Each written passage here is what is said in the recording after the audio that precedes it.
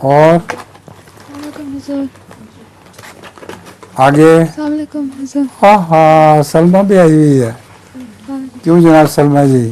سر میرا سوال یہ ہے کہ ڈائناسور کے مرنے میں اور دوسرے جانور کے مرنے میں کیا فرق ہے؟ کس کے؟ ڈائناسور کے مرنے میں اور دوسرے جانوروں کے مرنے میں کیا فرق ہے؟ ڈائناسور کے مرنے کا ایک ایسا فائدہ ہے دوسرے جانوروں کا نہیں ہے. تم ڈائناسور پہ بیٹھ کے آئی ہو، پتہ ہے تمہیں تیل جتنا بنتا ہے جو پٹرول، اس کا بھاری تعداد، اس کی بھاری مقدار ڈائناسور کے دفن ہونے سے بنی ہے.